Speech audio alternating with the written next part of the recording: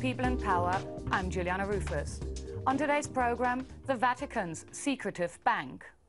L'extraterritorialità che nessuno poteva entrare all'interno dello Stato, non potevano essere fatti erogatori, non poteva essere... Earlier this month, the Vatican, the sovereign papal state at the heart of Rome, introduced new rules to clean up its financial system. At the heart of that system is the Vatican's own bank, the Institute of Religious Works, the IOR. Until now, the IOR has operated with few of the regulations that govern the activities of banks in the wider world, with sometimes disturbing results. In the 1980s, it became involved in an infamous fraud scandal, the Banco Ambrosiano affair, which made global headlines when its chief, Roberto Calvi, was found hanging from a bridge in London, a murder that has never been solved. More recently, Italian state prosecutors have been investigating allegations of money laundering at the IOR, freezing some accounts, seizing funds and putting its president under formal scrutiny. Filmmakers Alessandro Righi and Emanuele Piano have been examining this latest chapter in the history of a notoriously secretive organization.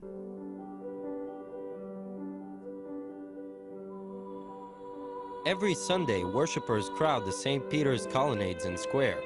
From his balcony, Benedict XVI imparts the sacraments and the latest behavioral guidelines. Over 1 billion Catholics look to the pontiff for guidance and donate their money to the Catholic Church. A large portion of this money makes its way to the Vatican and into the vaults of the IOR, the Institute for Religious Works, the Vatican's bank. The IOR is the vehicle through which thousands of charitable and religious initiatives around the globe are financed. But in September last year, Italian state prosecutors placed the bank under investigation for suspected money laundering. 23 million euros in Vatican funds were seized, representing only a fraction of suspect transactions now being scrutinized. IOR President Ettore Gotti Tedeschi was also placed under investigation, and a huge financial scandal now threatens to envelop the church. For many Catholics, it has the disturbing echoes of another scandal of 30 years ago, the infamous Banco Ambrosiano affair, and some now fear that history may be repeating itself. Il presidente Gotti Tedeschi si è fatto interrogare per chiarire, ma va anche detto che dopo il lungo interrogatorio la Procura ha ritenuto di non aver avuto nessun chiarimento, né sul titolare del conto né sul destinatario delle operazioni. È una cosa abbastanza singolare che nemmeno l'attuale presidente dello IOR ha trovato il modo di chiarire una cosa di questo genere. The Institute for Religious Works is located behind the walls of the Vatican city-state and inside the massive tower built by Nicolò V. The bank was founded in 1942 by Pope Pius XII with the purpose of safekeeping the Vatican's vast assets in capital and real estate. Lo IOR non consente a chiunque di aprire dei conti, vi sono delle norme abbastanza specifiche che lo consentono di per sé soltanto a organismi religiosi o a individui ecclesiastici con particolari titoli. The IOR is administered by industry professionals under the supervision of a council of cardinals. But because the IOR has only one central branch inside the Vatican, it has to use other banks outside the city-state to move its funds around. However, the names of its account holders are kept secret, and transactions bear no other identification than that of the IOR. This means the origins of any deposit coming into an IOR account are wiped from the record before the funds are moved out to the international banking system. And that, say critics, makes money laundering all too easy. I profitti che lo IOR accumula nel corso di un anno di operazioni finanziarie sui capitali depositati presso lo IOR stesso sono dati al Papa per opere di carattere caritativo che il Papa svolge in tutto il mondo. Si tratta di una somma che grosso modo corrisponde a circa 70-80 milioni di euro ogni anno. Inevitably, this huge flow of cash, much of it untraceable, has attracted the attention of investigators. The latest probe began in the hills around Rome in late 2008 when Father Evaldo Biasini, treasurer of the Congregation of the Missionaries of the Precious Blood, answered his mobile phone.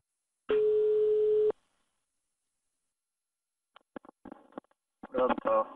Ma dove va? Diego, ciao. Come stai?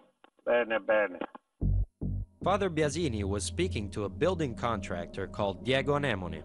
Italian police, investigating the businessman for his alleged involvement in a corruption scandal, were recording Anemone's phone calls. Senti, no, io tanto ti scoccio solo per rotture dei coglioni, perché ieri stamattina dovete una persona verso le 10:30, 11. Tu come stai messo? I soldi? Qui ad Albano ce n'ho 10 soltanto. Giù c'è niente. Giù a Roma potrei darteli, devo poi portarli in Africa mercoledì, vediamo un po'. Following the call, prosecutors ordered a search of Father Biasini's office. The documents they seized revealed that the priest operated 57 different bank accounts, 13 of them at the IOR. Prosecutors say that millions of euros were passing in and out of the Vatican Bank through these accounts, part of them on behalf of Diego Anemone. In other words, Father Biasini appeared to be laundering the businessman's money. If so, it wasn't the first time that IOR accounts have been used in this way.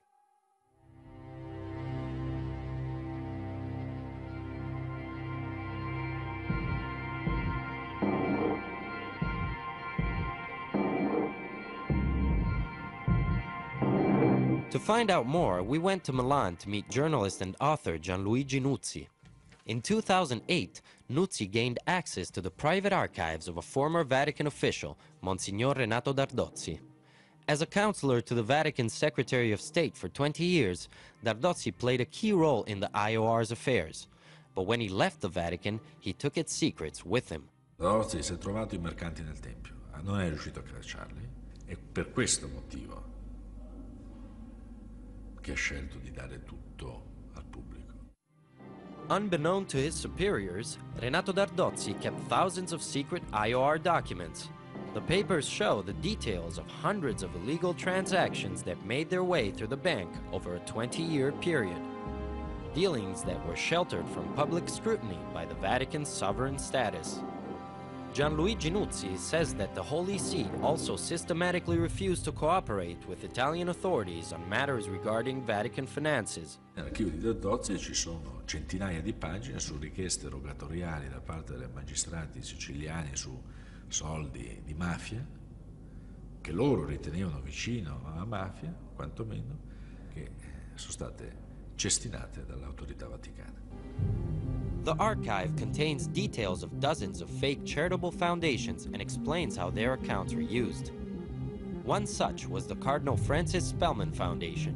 In 1990, its IOR account was used to pay one of the biggest bribes in Italian political history.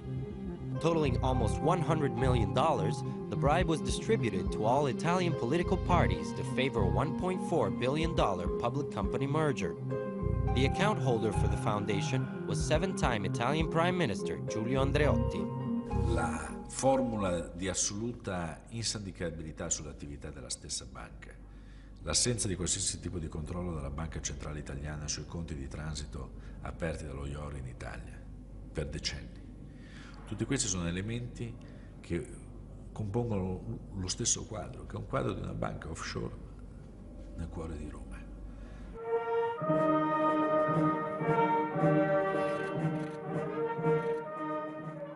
Little seems to have changed, even as Italy was starting to celebrate its 150th year as a united country. The Vatican's relaxed attitude to financial ethics was finding its latest expression in the scandal involving Father Evaldo Biasini and Diego Anemone. Italian prosecutors alleged that the money which Father Biasini put through his IOR accounts was used by Diego Anemone to bribe several high-ranking public officials to secure high-profile contracts.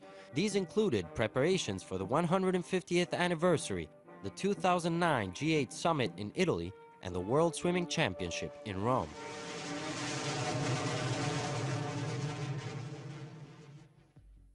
So why did Diego Anemone use Father Evaldo Biasini's IOR accounts in the first place? Because, generally, only religious organizations and members of the Catholic clergy can open an account at the Vatican Bank. But there have been some exceptions to this rule.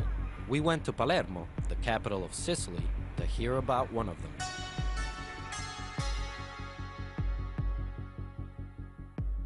The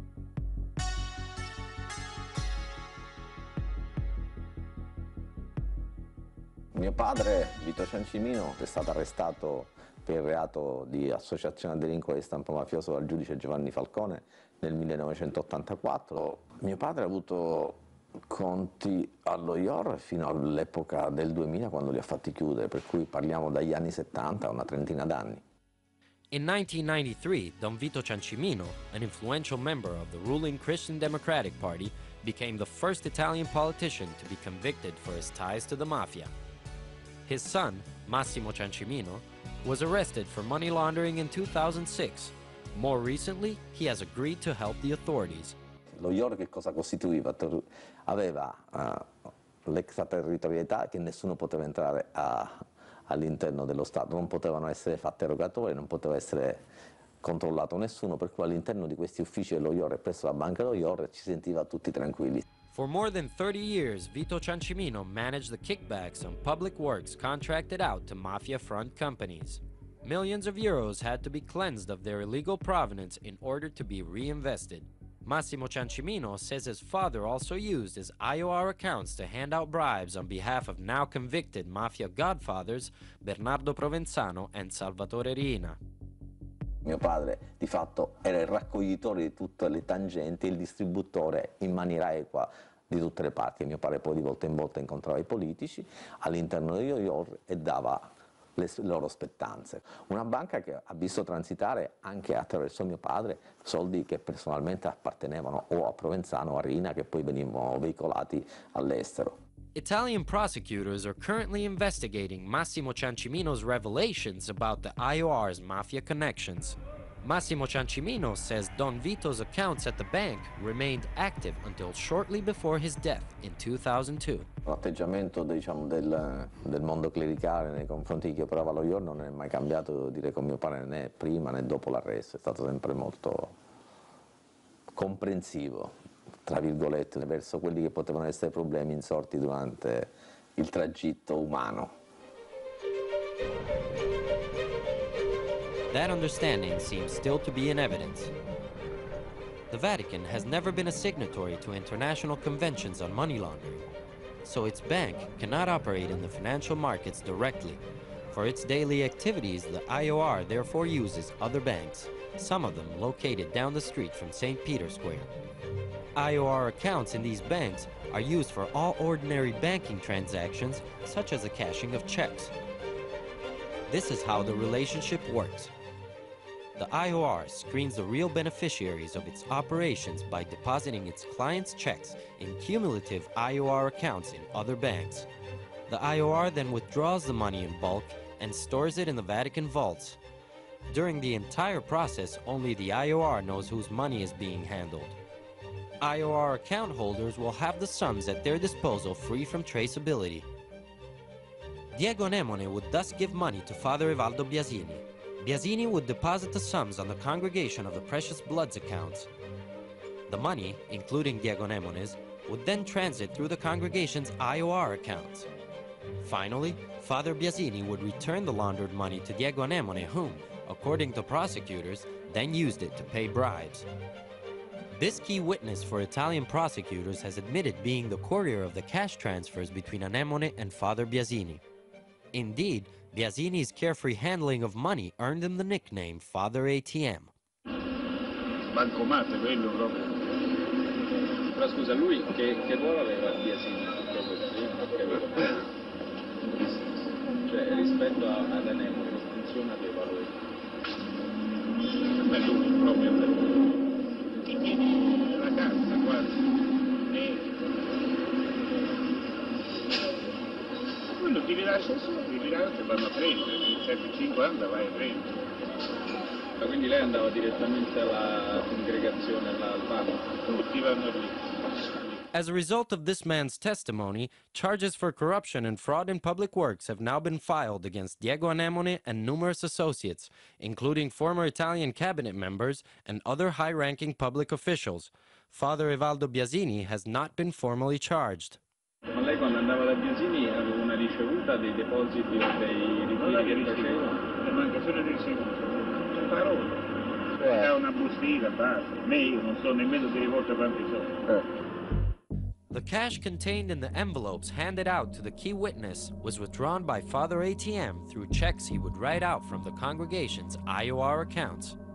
2 of these checks were processed by the IOR through a transit account they hold at the Intesa San Paolo Bank in Rome, account number 800. From the early 80s and for most of 3 decades, Federico Bussoletti was a director in the bank where the IOR holds the account. In Bussoletti's time, the bank's name was Banco Ambrosiano and its main shareholder was the IOR. Bussoletti, now retired, managed the Banco Ambrosiano's daily relationship with the Vatican Bank. Un nostro incaricato andava allo IOR a ritirare gli assegni e gli assegni venivano versati sul conto. Che tipo di dati avevate su, diciamo, il beneficiario? A nessuno. A noi ci relazionavamo con lo IOR. Quindi tutto il nostro rapporto era con lo IOR. Quello che loro versavano dentro riguardava loro, non noi.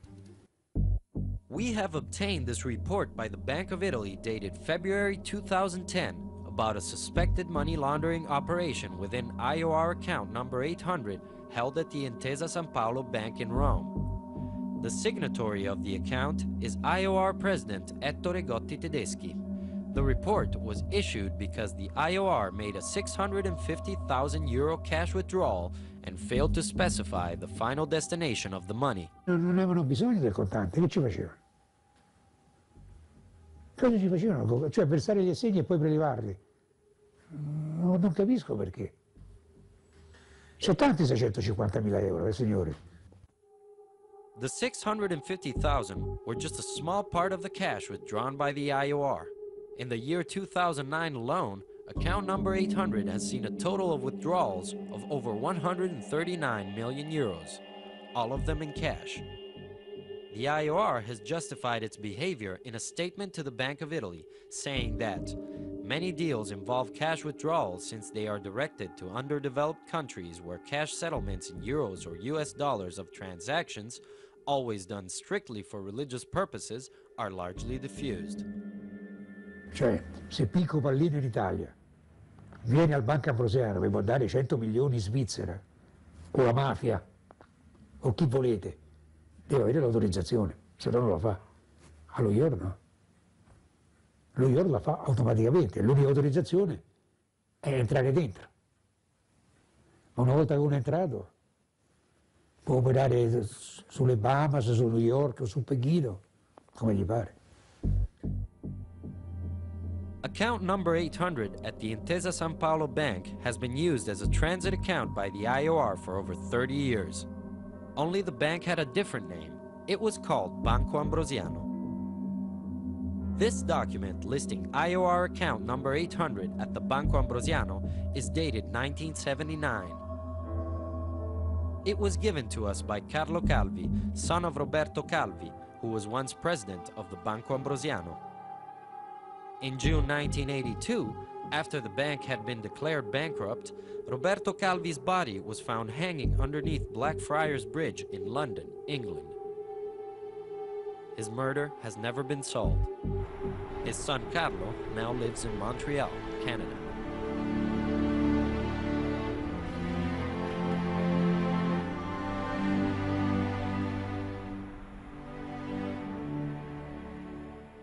The Vatican itself could not get indebted with foreign banks because the Vatican does not publish its books. But Ambrosiano was the quite opposite. It was very easy for the Ambrosiano to get indebted with the foreign banks. In the late 1970s, together with the then IOR president Paul Casimir Marcinkus, Roberto Calvi set up a complex international network of offshore holding companies.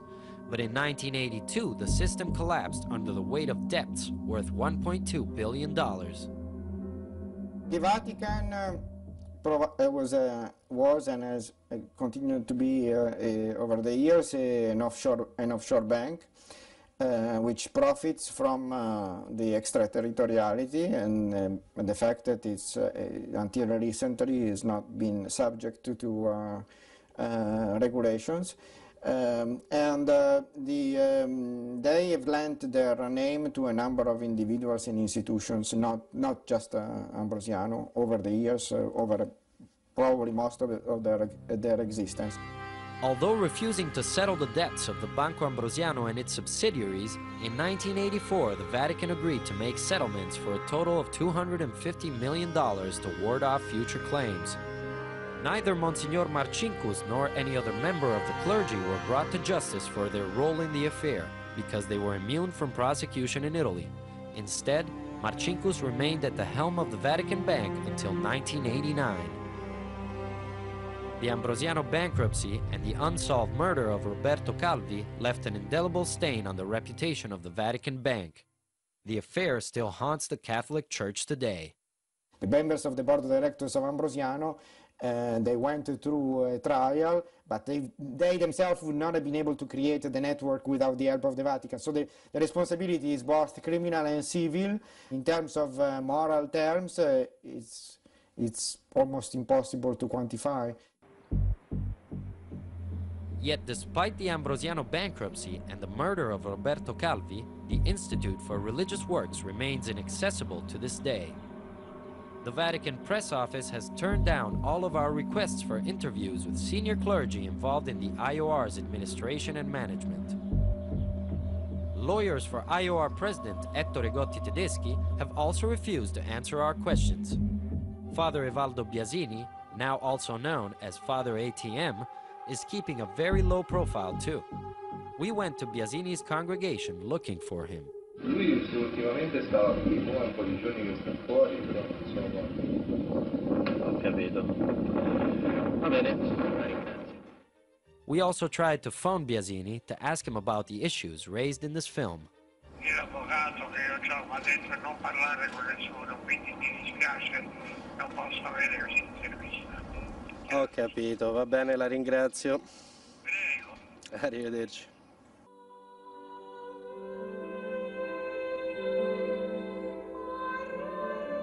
It took a money laundering investigation by Italian prosecutors into the IOR and its president to trigger a reaction from the Vatican. On December 30th, 2010, Pope Benedict XVI issued a decree in the form of a motu proprio, legislation emanating directly from the pontiff. For the first time in its 2,000 years of history, the Holy See has decided to address issues of financial transparency, money laundering, and financing of terrorism. Thomas Hong Soon Han, South Korea's ambassador to the Vatican, has served as an international auditor for the Holy See's finances.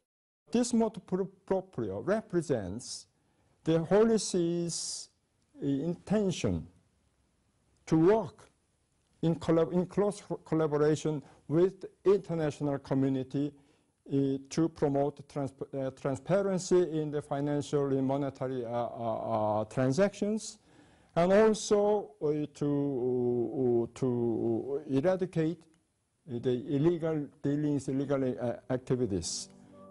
Pope Benedict XVI has also founded an authority for financial information, a new Vatican watchdog over its internal financial transactions. There is a great amount of need for all the members of the Church to collaborate so that this financial information authority could do its job effectively. I'm very optimistic and positive for the future, because the Holy Father is very much interested in implementing the motu proprio, so that's it. Catholics everywhere will be hoping that Pope Benedict's desire for financial transparency at the Vatican is translated into genuine and lasting reform. If it isn't, then the Holy See will find it hard to shake off a reputation as a place where money-making takes precedence over saving souls.